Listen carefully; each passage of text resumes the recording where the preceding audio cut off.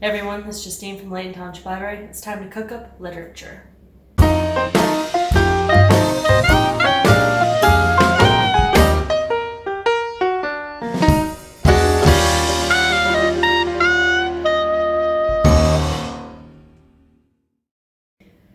Just a reminder that if you are younger, to have an adult help you, or you may end up like me. Story just so you don't have to think about that the whole time when I use my hands to talk. When I was washing a knife, I slipped, cut my finger pretty deep, need to get stitches, and I can't bend it, so that's why I have the hardware. So let this be a word of warning to be careful with sharp objects, especially knives. So today we're going to begin by cooking up literature with some recipes from the Geronimo Stilton series. So we're going to begin with vampire soup. A few things you'll need for that are 4 ripe tomatoes, a red pepper, an onion, a clove of garlic, olive oil, and a cube of either vegetable or beef bouillon, or an envelope, which is a cube's worth. So let's get cooking.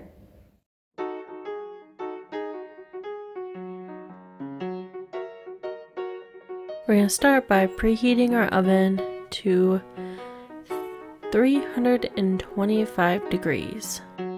We're going to then slice and take out all the seeds out of the tomato, and same thing with the pepper.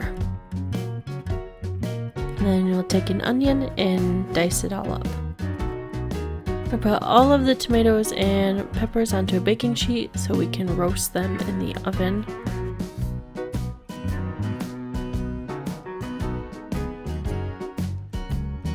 We're going to set the timer for 40 minutes.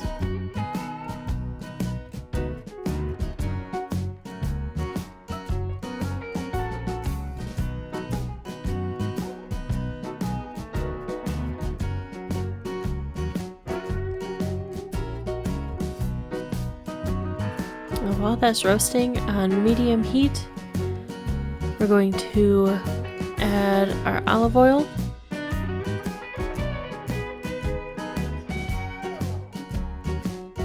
And put our onions and garlic into that. Now I ended up not using the clove of garlic. I end up using minced garlic, so if you just use that, it's 1 teaspoon worth. We're going to start sauteing them.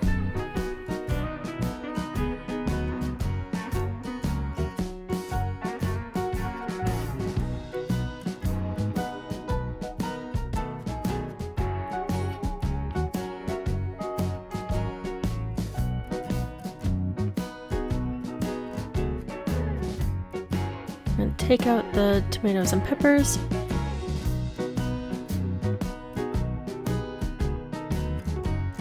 And then add them to the onions and garlic so we can saute them together. Incorporate all those flavors.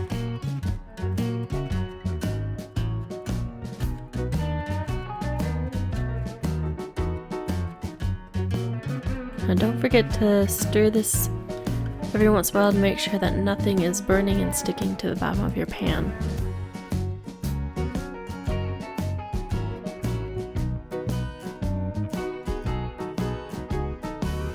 You can tell it's done when the onions start becoming a golden color and they start to become translucent.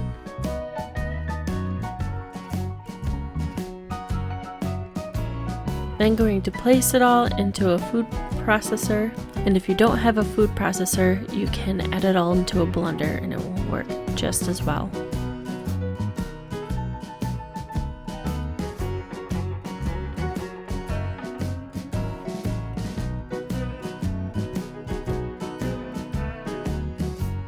Make sure to get every ounce of goodness.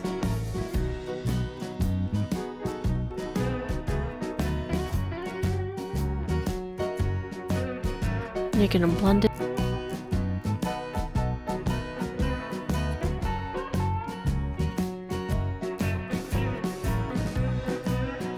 Could have let mine go a little bit longer, but I was getting impatient. So you're going to take the paste and put it back into the pan.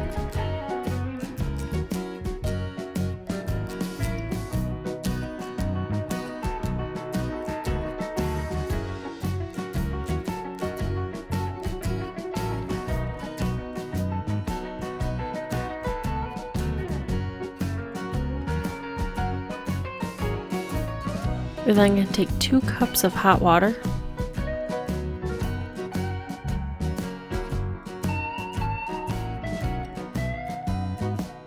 It's a little short, so I had to add more. We're going to take the vegetable or beef bouillon and add that until it's dissolved.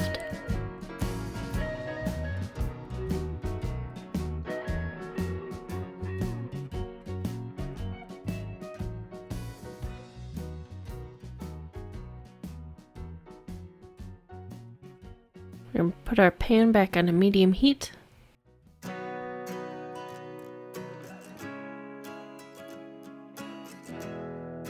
And add the water and the bouillon.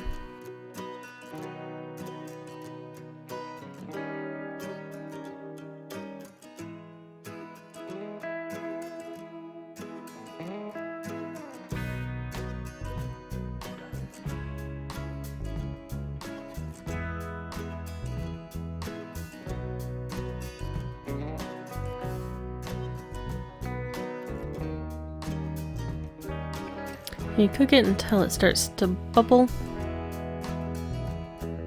and it's ready to serve. You will probably have to add salt and pepper to taste.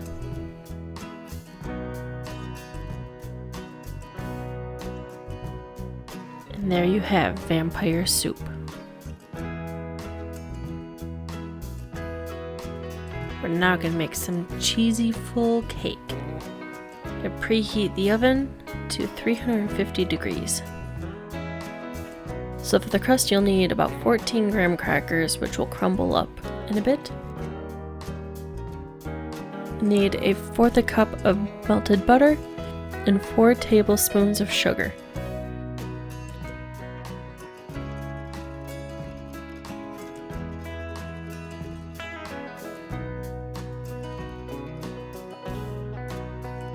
So to make our crumble, we'll put the graham cracker pieces into the food processor to make it a fine dust. I ended up doing this in 2 rounds, so not to overload my food processor.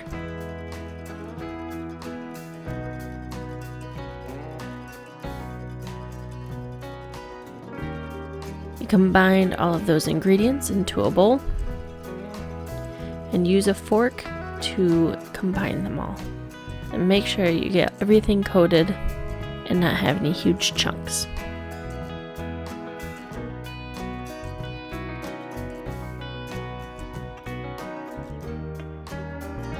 So in the spring-formed pan, you're going to put all the graham crackers and press them down.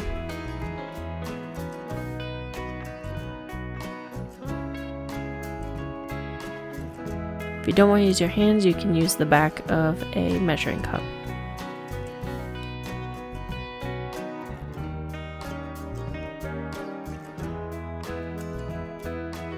You can put that in the oven for 8 to 10 minutes.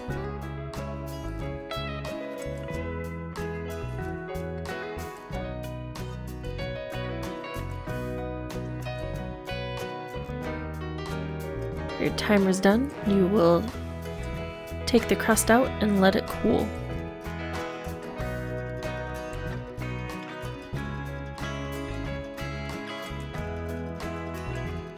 Now, for the cake portion, you're going to need 4 8-ounce packages of cream cheese softened, 1 3/4 cups of sugar,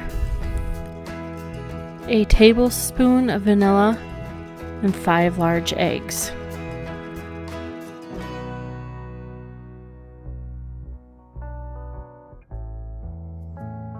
You're going to put all of those ingredients into a mixer.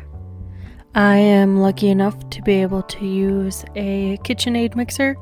If you don't have a KitchenAid mixer, you can use a hand mixer as well. It's really hard to crack an egg when you don't have your pointer finger.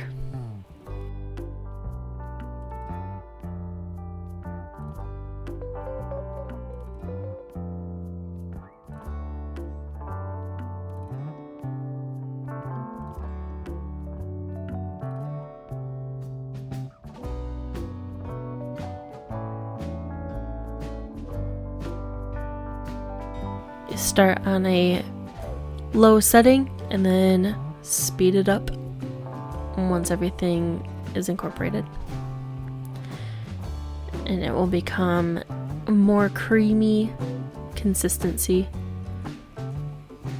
You'll have a few lumps but not many.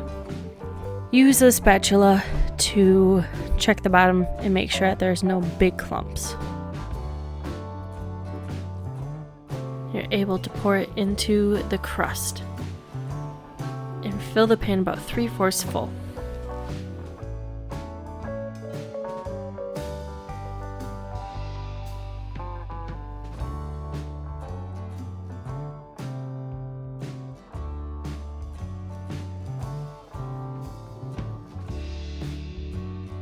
We are then going to place that in the oven, which we kept at 350 degrees.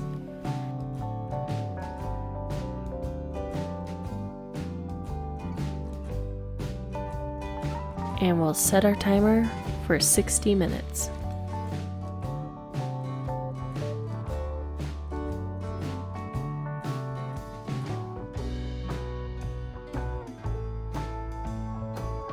Now, it may take a little bit longer to cook, depending on your oven. You just want to make sure that the center is firm, so when you wiggle it, it doesn't jiggle. Once it's done, you're going to remove it and let it cool. Now for the topping. You'll need 5 tablespoons of sugar, a teaspoon of vanilla, 2 cups of sour cream. Combine all of those into a bowl.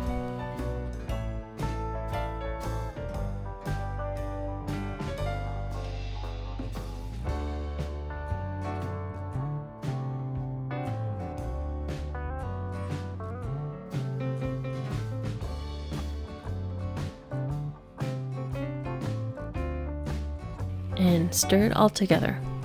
You can use the mixer for this if you'd like, but I found this just as easy.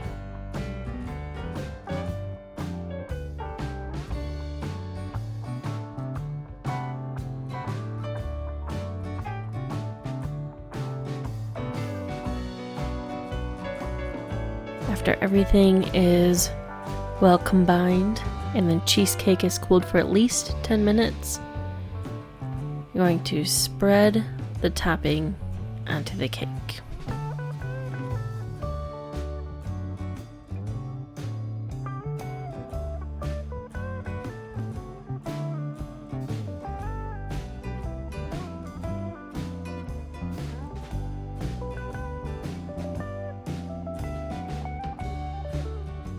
So we're going to place that back in the oven.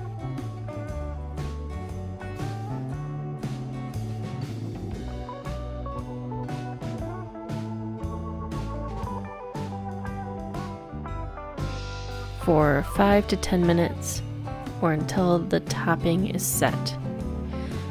Now while this cooks, you could do an optional portion that I did not do, but you can melt some chocolate in a double boiler and you can sprinkle that on the top. You're then going to remove it from the oven and let it cool. And after it's cooled, you're going to put it in the fridge for 2 hours to firm up.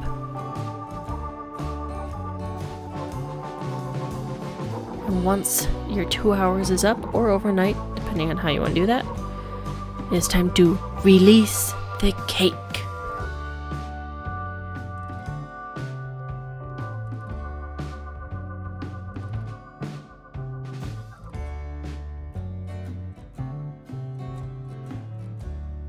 Look how pretty and golden that is.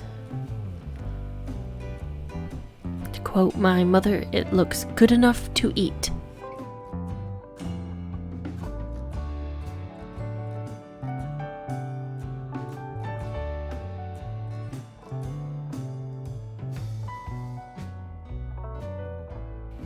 Thank you for watching, and until next time, keep cooking.